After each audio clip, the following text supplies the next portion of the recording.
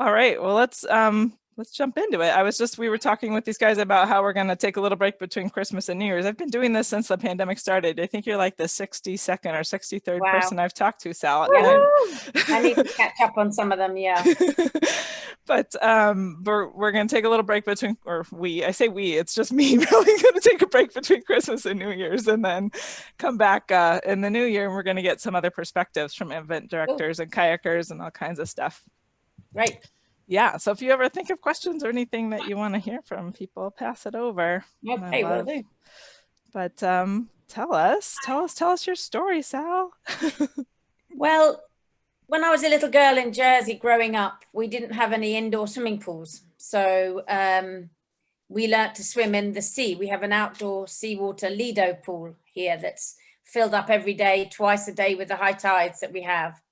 And so when I was 3 and I arrived in Jersey, because I was born in Africa, my dad had already taught me to swim. My swimming lessons were done in the summer only in the sea. And so the love of the sea was there very early on. And we didn't have an indoor pool until I was 9, in which case I'd already become a champion swimmer in the sea. So it was my natural habitat. So staying in the sea was just lovely for me. And then swimming changed as soon as an indoor pool started, because then we started to swim in the winter and do training in the winter, and swimming got stronger. And then another swimming pool started when I was 14. So that it increased the swimming numbers, and technical swimming changed, because indoor swimming was all year round then. Right. And then people started getting soft because they started learning to swim in the pool and not the sea. So the old school people like myself that were born in the 50s and 60s are the tough breed, as you will all understand and know. Sorry about my dog. No worries. The postman's just come. So, we are still swimming in the sea on a regular basis, and the youngsters of today that swim in the pool still swim in the pool and don't like swimming in the sea very much. Oh, no. So, we could come back to that later, but when did you start really pushing distance? Well, the first Jersey Channel swimmer, she was 16 and became the youngest Briton, swam in 1966, and she swam a breaststroke English Channel swim, and she did it in the September of 1966 without a hat, without goggles. Oh, wow. She was a breaststroke swimmer, and for many, many years until 2009, she had the most westerly landing. She landed at Dymchurch. Oh, wow. Until Lisa Cummins from Ireland did a 2-way and finished at Dungeness. Until then, Denise de Pennick is her name. She was our founder, if you like, in Jersey, that started off big swims. And she's 9 years older than me, and I was in awe of what she'd done. But it never really crossed my mind to do channel swimming. My dad had always said to me, it will ruin your stroke, there's no point in doing it. But her coach, Morris, who is no longer with us, sadly, he started coaching us in the school sports teams when we were like 13. And I think he saw the ability of us to swim in the sea. And I was one of Jersey's top competitive swimmers at the age of 14. And I still swam in the sea. And what we used to do with the Jersey Swimming Club at the time is we would have a swimming gala in a pool on a Saturday night with visiting swimmers and visiting teams. And on a Sunday, we would have a reverse gala, like a return gala in the sea on the Sunday morning. Oh, and it was during those galas that they could see that I was much faster in the sea almost than I was in a pool, because it was natural to me. And I never got cold. Still don't get cold. Hi, Cliff. And so Morris took me to one side and said, how about you come and try some sea swims? So I swam along a coast, did a 6-mile swim along the coast as a trial, and I absolutely loved it. And I did it very sociably. I did it breaststroke. I did it just looking around because it was a real novelty to me. And then I did another one, and then Morris said to me, we need to develop this a little bit more. And I got the taste of doing a distance swim. And then in 1974, I decided to swim Lake Windermere in England. So I became the first Jersey girl to do that. And I came second lady in that race. And when I was there, the guy that ran the swim, John O'Hara from the British Long Distance Swimming Association, said to me, you know, lass, if you can do that, you can do Channel, you know that, in his northern accent. So I came home and I spoke to my mum and dad, and I spoke to Morris and his wife. And I said, do you think I can swim the Channel? And in 1974, 75, you could phone up and book a Channel swim very, very easily. So we did. But it also transpired that in 1975 was the centenary year of English Channel swimming. Right. Because Captain Matthew Webb had done it in 1875. So the Channel Swimming Association, which was the only organisation at that time, was organising a relay race to commemorate 100 years of Channel swimming. So Morris got 6 of us together that we were swimming regularly with, and we got a relay team together, and we had the youngest team on the day, average age of 14 and a half. Wow. And we went and did the Channel relay, and then at the same time during the training, one of the girls, Linda, and I trained to swim the Channel. She was 14, I was 18, she was 14 and a half. And we did it 2 days apart, 2 weeks after the Channel relay. So that kind of set the seed, really. So that's how I got into swimming. Yeah. Why do you continue to? Well, there's so many things that you've continued to do. But yeah, but why do you keep swimming the distances? Okay, so it kind of happened by default, really. My brother, who was a very good swimmer and still is, decided he wanted to become the youngest Channel swimmer at the age of 13 in 1976. Oh, okay. He followed in my footsteps, started training with me. My dad used to take us all to training at the same time. But then he got an appendicitis and didn't get around to doing it that year. In the meantime, other people went and did that and became the youngest swimmer. But he still had this hankering to swim the Channel. So in 1977, he swam the Channel at the age of 14 and a half. So then we were, at that time, the only brother and sister in the world to have swum the English Channel from England to France. And then I started work, life changed a little bit, you know, social life started. I then represented Britain in Spain and in Holland in a couple of races, which I thoroughly enjoyed. And the social side of things became very important as well. And then in 1979, the BLDSA, or the Channel Swimming Association, asked me to represent Britain in a race across the Channel with the Egyptians. But I was working as a nanny and I couldn't get away to do it. So my brother said, oh, he would do it. And he was 16 at the time. So then he went and did another Channel swim in 1979. And then I thought, well, he's done it twice, so I should really try and do it a second time. But life didn't allow me to do it then. And I then became a nanny and I traveled a bit and I traveled across the world. And then I came back to England after my mum had passed away, and I decided to swim the Channel for her in her honour. In 1985, I was living in England. I got back into the British Long Distance Swimming Club circuit. So I was doing regular swims around Britain. And that's when I re-bumped into my husband, my late husband, who passed away this year. But we'd met in 75 at the original Channel relay. And then we bumped into each other again when I was living in England in 85. And I swam the Channel that year. So then we were the only brother and sister in the world to have swum the Channel twice each from England to France. It was supposed to be France to England, but the winds weren't in the right direction. And it was right back then that I said that I wanted to swim the Channel both ways. So that started in 85.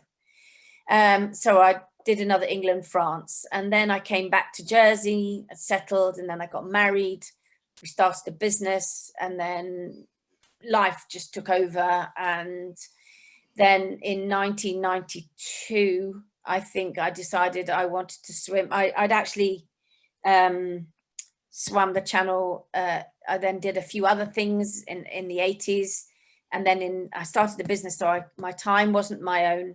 And then in 1992, I decided to swim the channel again, and this time aimed to get it from France to England, which I was very fortunate, and I did. The weather wasn't very good. That's when I met Cliff. In 1992, we were in Dover. The weather was dreadful. I went on holiday and came back, and the pilot said to me, there's a weather window this weekend in September. Why don't you come down to Dover and see if we can get your swim done? So I did. Managed to get a lovely textbook France-England swim. So I then became the only person then to have swum the channel 3 times in 3 different decades. And I had this hankering to still, to even things up. I wanted to get, I had 2 England Frances, so I thought, well, I should do another France-England. Of course. But then in 1993, the French authorities stopped France-England swims. So I'd been given a gift, a silver salver, to commemorate 3 decades of channel swimming. And I thought it was quite a nice, cool little ring to it.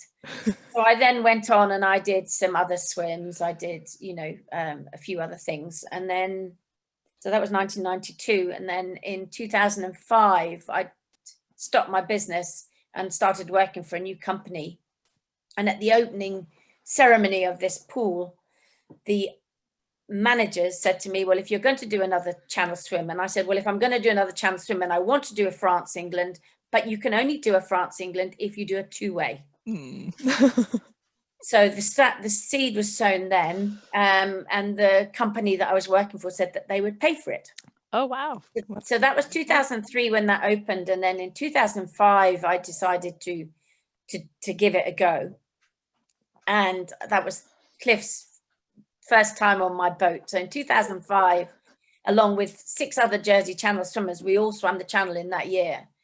And I wasn't very well on that day. So but I still completed a good channel swim. And my pilot said to me, we're in a good place. You can turn around if you want to do a 2-way. And I went, no, I'm not well enough to do that. And I regret now not doing that then. But actually, the way it's all worked out has been fine. So did my 4th channel swim in 2005, and then became the only person to do it in 4 different decades. So you can see what's happening. Yes. And that's how it kind of carried on. And then I did Catalina. I did Manhattan in 99. And I've met so many fantastic people on the way.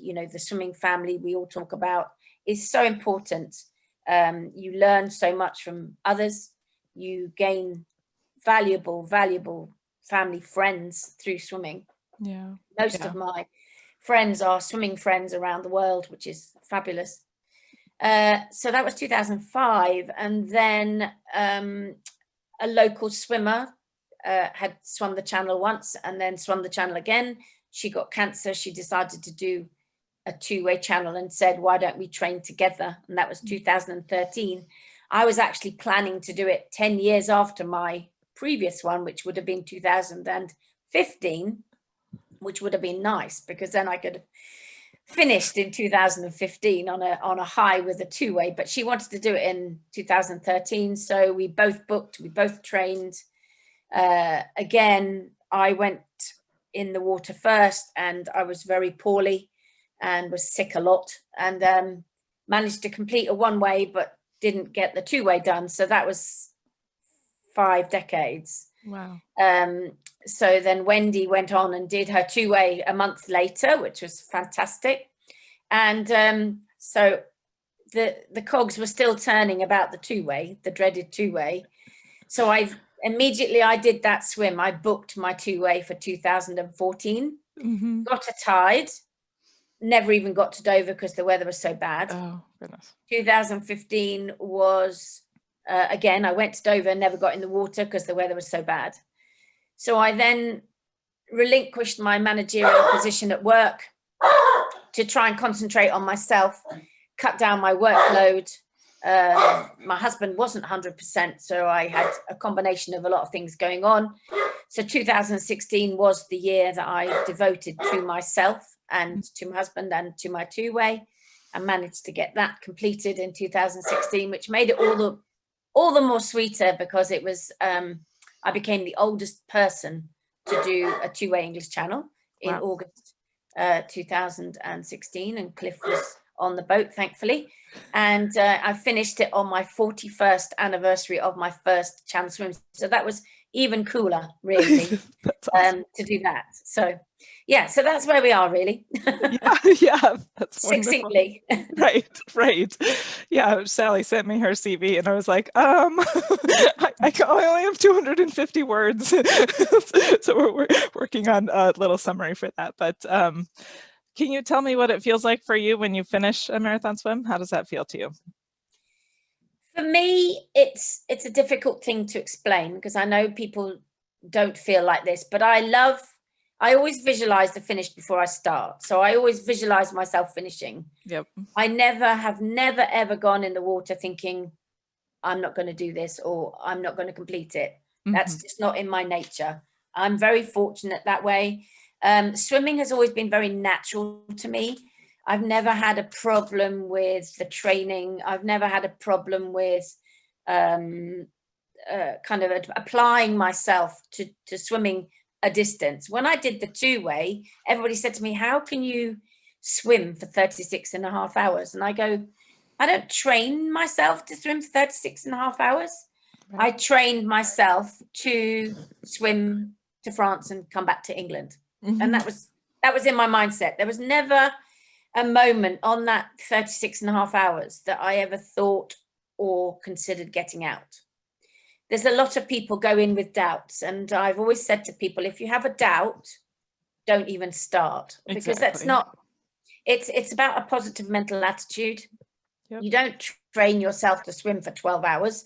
Right. You train yourself to swim to finish, and you train yourself to swim until you run out of water, basically. Yep. And I pride myself that that's never been a problem for me. I'm very lucky, and there's a lot of people that aren't that lucky. Yeah. Yep. Can you tell us about the swim you're most proud of?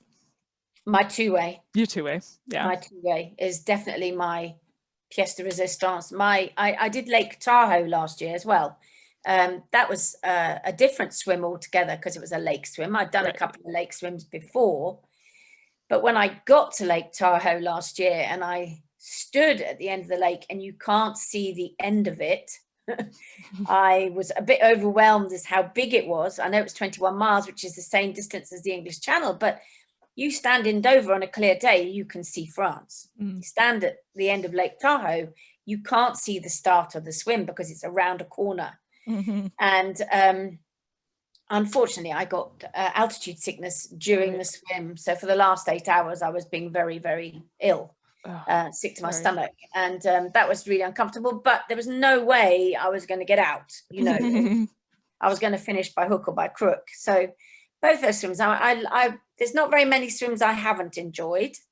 I can't really say. There's swims that have been tough. I mean, Lake Tahoe was very, very tough. How Sarah Thomas did a two-way, I have no idea. But then she went and did a four-way channel. So you can see the, you know, the different mindset. And she lives at altitude as well, so that really helps as well for her. Yeah. But I'm in awe of her, really. Yeah, I think most all of us are. Yeah. The altitude is an interesting one, because I think it definitely affects people differently. You know. I mean, I was fine for the first 8 hours, and I thought I would be fine, and I didn't go in straight away. I was there for 5 or 6 days before, but it was obviously just that was going to be my problem. Yeah. So, yeah. Hey, you know, nothing great is easy. Right, exactly.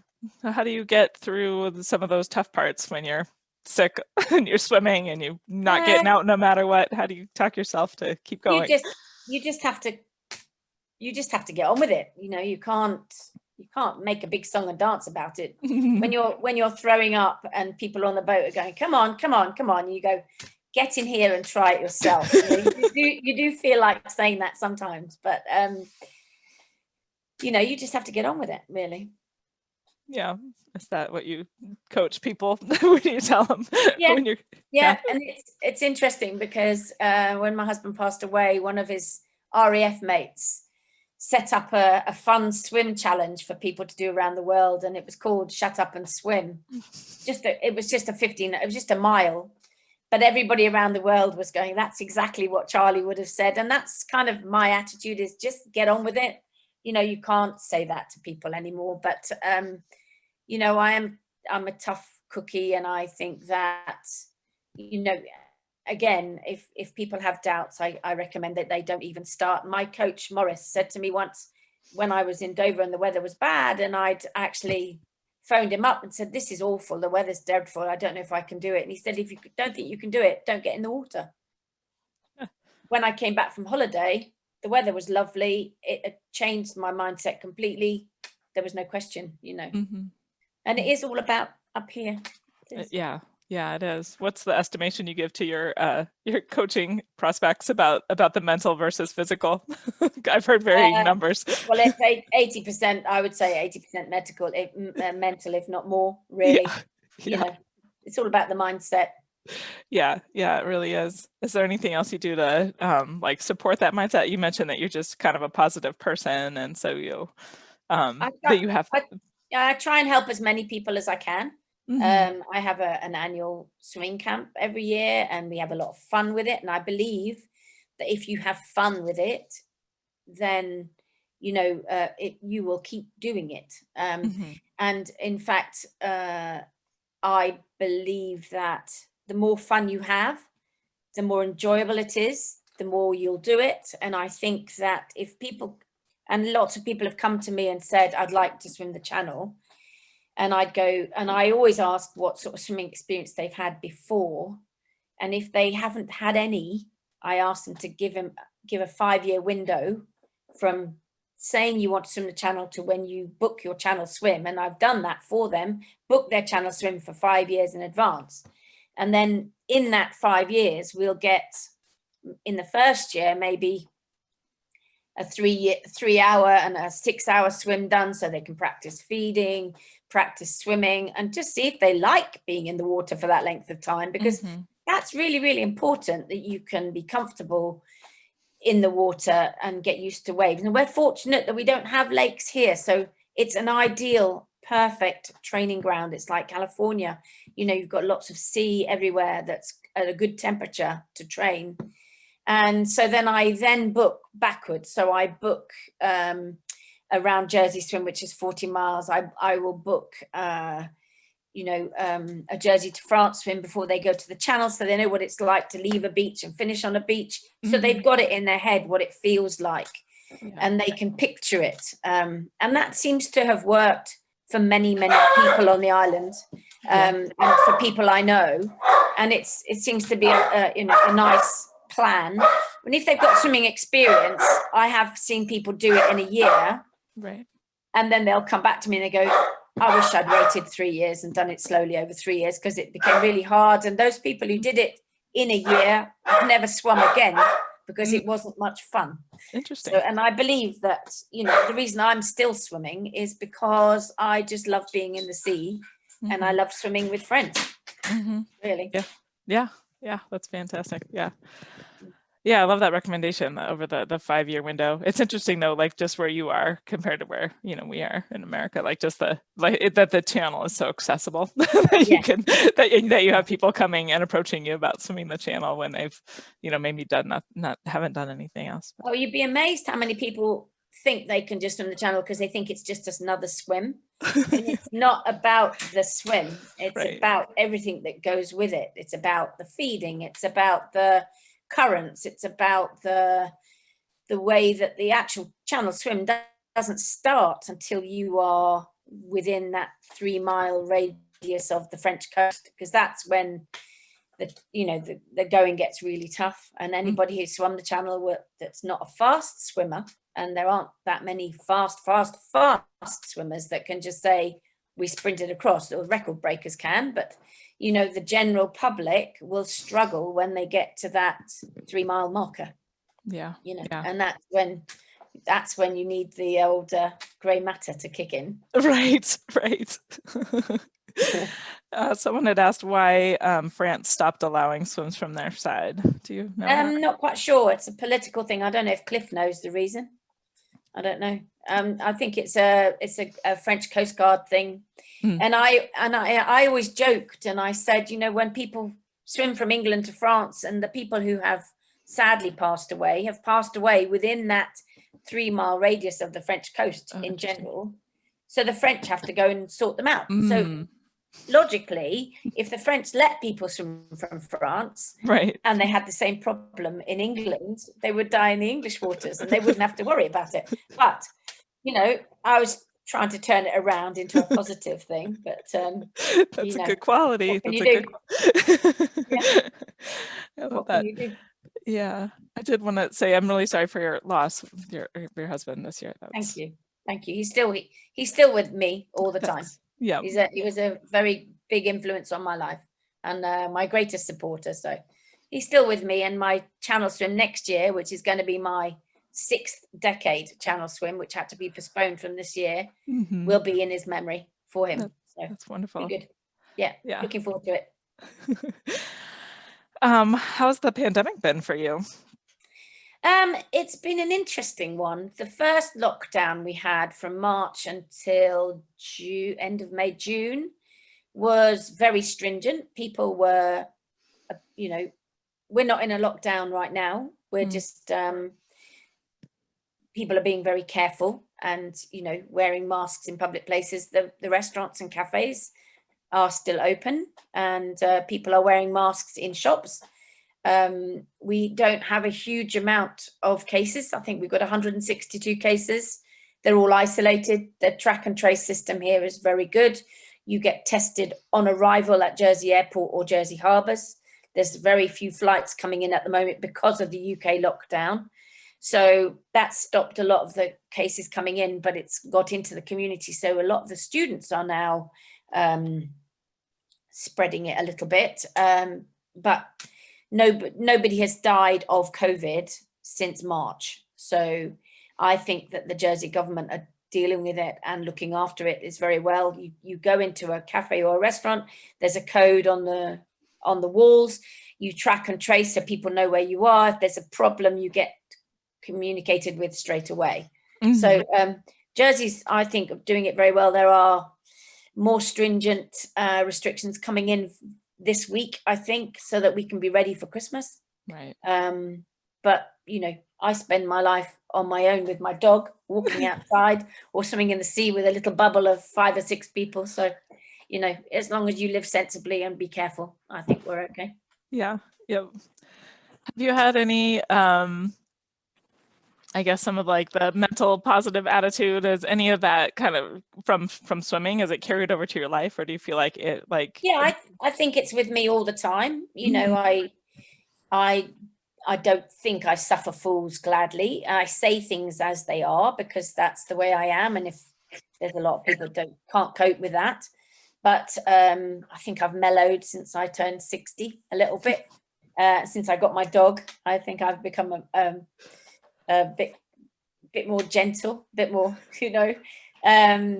Yeah, I think life is what you make it, very much so. And if you want to go and get it, go and get it. Just do whatever you want to do, really. That's good advice. Yes, for sure. That's good advice. How about let's come back to the pool versus sea swimmers, like that you've kind of seen those become parallel tracks. How, as a coach, how do you try to kind of recruit people from the pool, or you just let them be? Or so I was president of the Jersey Long Distance Swimming Club for 27 years, and during that time I've been a swimming teacher all my life and a swimming coach all my life, and I had my own business for 10 years. I then worked in a public swimming pool for 15 years, and during that time, when children got to a certain point, I would pinpoint the fact that they were probably going to be a sprinter or a distance swimmer. So I would encourage them to come and try sea swimming. And I have a lovely PowerPoint presentation that I presented in Cork in 2013 at the Wowza induction ceremony. about how to build an open water swimming club with children, and everybody was like in awe that we could do that here, and we still can. The long distance swimming club, I stopped being president in 2015, and the club still promotes children's safe sea swimming for children. And we're very fortunate that the parents come along, so they're always present. So it's a very safe environment. The children go off with, you know, an experienced swimmer, and they're looked after and guided around the buoys, the buoys, or the boats or whatever, and build up their sort of experience and their time in the sea slowly and carefully. You know, we teach them about how to prepare for swimming, how to look after yourself when you come out of the water so you don't get cold. And we're always there for them. You know, they've always got cake, they've always got a hot drink, and little things. And we have a lot of fun with the kids. And if the kids want to go and jump off the slipway on the high tides, we encourage that as well. So they're having fun. So the fun aspect of sea swimming is brought in very young. You know, we have them as young as 6 and 7 swimming in the sea because they love the sea. And then from there, they're all surrounded. We have many channel swimmers on the committee and around the kids. The kids are surrounded. We've got 32 channel swimmers in Jersey. So, and a lot of us have done a few channel swims on the way. And I think that they're surrounded by these people, and we don't want to frighten them with that. But there's a lot of kids that grow up thinking, okay, I think I'd like to swim around Jersey. I'd like to, because they watch it all the time, you know, on the club website, the club page, Facebook page, they're encouraged to track swimmers around the island, track swimmers Jersey to France, track swimmers on channel swims. You know, we keep everybody up to date with what's going on. And they grow up with it, and it's normal for them. It's a normal environment. It's not something abnormal that maybe somebody in an inner city would find difficult to understand. So and then you'll find that by the time they're 12, they can do a round island relay. So we very often get them in to do a round island relay, and they have such a good time. Train them up for a channel relay, and then out of that you'll get probably 2 or 3 that will end up going around the island. You know, a lot of the kids that I taught to swim have become lifeguards and swimming teachers in their own right. They've swum around Jersey, they've swum Jersey to France, they've now swum the channel. They are now committee members, and they are then passing on that legacy that I hope my parents, my father left with me, that I've helped to pass on to them, and they themselves are passing on to the kids of today. So it's an ongoing legacy that's hopefully will continue forever. Yeah, that's amazing. I just love that, like that it's part of we're very lucky. But if you look at Jersey, you know, we have days like this, and swimming in the sea is a delight to go in on a day like today, even though it's cold outside. And there's a lot of new ladies and gentlemen out there at the moment, because when lockdown started in March, the pools weren't open, so everybody took to the sea. And now at the weekends, the bays are just rammed with all these people swimming in the sea. So it's wonderful, but it's great to see. That's fantastic.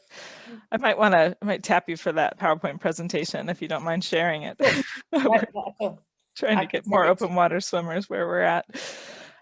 What advice would you give to an aspiring marathon swimmer? I think you've given us kind of a little trail of how you would do it with what you were recommending, that kind of the 5-year window. If you want to just give us a synopsis of that again.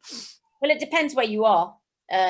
People have spoken to me in Australia about a channel swim, and I'd say, well, find local. You need to find local people to swim with, you know, people who know what they're talking about and what they're doing, and be realistic, so that by the time you actually get to a channel swim, it's not it's not the Everest that everybody talks about. It becomes just another swim. For me, it was a natural progression to do a channel swim. It wasn't anything, if I'm really honest, I didn't find it hard, because I just enjoyed swimming. and that sounds really big-headed, but it doesn't, it's not meant to be like that. It's Right. because I'd done 800 miles of training that year. It was Right. just normal to swim for just under 12 hours. It wasn't a chore. But for somebody who's coming into it from nothing, then they need to build up to get to the point that swimming the channel or whatever their goal is just another swim. And their goal might be, if they're a non-swimmer, their goal might be Alcatraz, or it might be, you know, a 2-mile swim along the coast somewhere, wherever you live. So you have to find the right goals and the right build-up appropriate to that swim or that goal. And I'd be happy to help anyone. I've got the time now, I'm retired, so, and I love helping people achieve their dreams, and it's nice to be able to do that. Yeah, it's a remarkable feeling. I feel like just coaching, being coached myself, like being able to help people, just empowering them, like Absolutely. you can do this. Yeah, I agree. What marathon swimmers inspired you? Alison Streeter. She was kind of my queen for ages. Lynn Cox, she went with my pilot before I went with him in 1975. Gosh, there's so many. I mean, there's so many male and female swimmers out there now. Sarah Thomas I'm in awe of Sarah and what she can do, and she makes it look very easy. She does. But she's young. She is young. She's young. That helps. Cliff Golding inspires me all the time, every time I see him. He's a treat. He's a treat for sure. Yeah. Does anybody else have other questions for Sal today? Anybody? Happy to answer any questions. Wow, we've got her here. Anybody? Tell us about your camp and how it works. Yeah. Okay. So basically, I've been doing it for 10 years, and people come from all over the world, and it's a 6-day camp. You arrive on a weekend, and we start on a Sunday with acclimatization swim, getting to know each other. We talk about what the goals are for your goals for that year, or or moving on. And during the week, we swim in a different bay every morning. And every afternoon we start building up the time in the sea. So every morning you get a different bay, because we have beautiful bays in Jersey. And by all means share that Visit Jersey link, Shannon. Oh yeah, absolutely. By all means, because it does showcase Jersey at its very best. And then people will tell me that they want to do their 2-hour qualifier, or their 4-hour qualifier, or their 6 hours, or whatever they want to do at the end of the week. And weather dependent, we will try and get that done on the Friday, which is the last day. There's a lot of eating involved. There's a lot of social. We do lots of walks. We talk about, core strength. I try and get somebody in to do some exercise with people to show them what they need to do for their shoulders to prevent injury. This year, I'm quite excited. There's a guy over here now who does the Wim Hof fundamentals workshop. Oh, great. And I've just done it myself, which was a lot of fun. And I'm going to build that into the camp next year for people. So that will be really fun and a nice different aspect for them. Yeah. So, and it's just a fun thing. And if I can do one-to-ones as well, so people can come over. They don't have to go. It's always the last week of May. Next year, it's the 30th of May to the 4th of June. It's usually the half-term school week here, so that people can have the time off. But I can offer a one-to-one as well for 3 days, bed and breakfast with me, and we'll just do it on a one-to-one basis. So cram it into 3 days. Wow, Yeah, that sounds a lot of fantastic. Fun. Good fun. Very cool. Good question, Lynn. Anybody else have questions for Sal?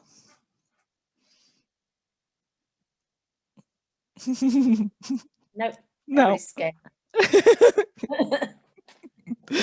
I love your swim. Can you hear me? Yeah. Yes. So I was curious, what is the piloting landscape for Jersey, for like Jersey swims? right? Everywhere there's like a different set of politics and you don't know what you're stepping into. Okay, so the Jersey Long Distance Swimming Club that pioneered the swims, they offer round Jersey swims and Jersey to France swims for £800 at the moment. I think they're fully booked because they've had all their swims put off, a lot of their swims put off this year to next year. There's a commercial pilot called Lionheart, who I also think is fully booked next year, who does the same. And there are a couple of guys that do it privately with their own boats, and it's you do it with a private arrangement with them. So you know, it depends on how you want to do it and how you want it to be ratified, whether you want it to be official or you don't. But Caroline, if you need to find anything out, just contact me and I will explain. Thank you. Okay. You're going to go 4 times round. That's what I was wondering. Actually, I've only done one circumnavigation and I really didn't enjoy it. Oh, really? I was more Jersey, France. Oh, Jersey, France is nice. It's a lovely swim. It was one of my toughest swims in 1978. My brother and I did it on the same day. I hadn't done a lot of training and I found it very hard, and we got arrested on the French side because we had kayaks in the water. And it was very funny. It took 3 hours to convince the French authorities that we weren't breaking the law. I've got very funny pictures of my brother trying to explain to the French police, but that's another story. That was a long time ago. Wow, So, wow. Yeah. That's a good story you uncovered there, Caroline. Yeah. It doesn't happen like that anymore. It's quite, it's quite easy to swim Jersey to France now with logistically, I mean, with the French people, so it's fine. How far is that? It's about 16 miles. Yeah. Cool. Yeah. Now I need to hear another exciting swim memory that includes the authorities. Do you have any other good? Well, my English Channel swim in 1985, we were stopped by the French as well, because 2 days before that, they'd had the first London to Paris triathlon. And Charlie, my husband, was on the boat with the British triathlon team. And they had actually swum into the shipping lane and got out of the shipping lane and been taken across past the French shipping lane and put back in the water and then swum to France. So 2 days later, there was 9 of us in the water. 2 people were going for records. And halfway through our swim, we were asked to leave the water. And all 9 swimmers had to wait till we kind of caught up with each other in line to go through the shipping lane together, which added another 3 or 4 hours onto our swims, which is not much fun, but that's another story. Really. Yes, I'm certain you're full of stories. Yeah. And it will be in the book. I am writing a book. So. Yay! That's awesome. I can't wait for that. Yeah. And I certainly want to come to Jersey. It'll be a while yet. You're very welcome. You're very welcome to come. Where are you based, Shannon? I'm in Southern Oregon, nice. closer to California. I'm about 8 hours from Tahoe, and I have two little guys that are 4 and 4 and almost 6. And I think that you should come and I should bring them with me, and you should show them how to swim in the sea. Oh, I would love to do that. I would love to do that. Yeah, as soon as we can travel, all kinds of fun things will come together. Life resumes. That would be nice. Well, thank you so much for your time today, Sal. It's been wonderful hearing your story. My pleasure. Anytime. All right, you guys have a great day. We'll see you again next week. Thank you for listening. Thank you for being there. Thank you. Bye. Bye. Bye.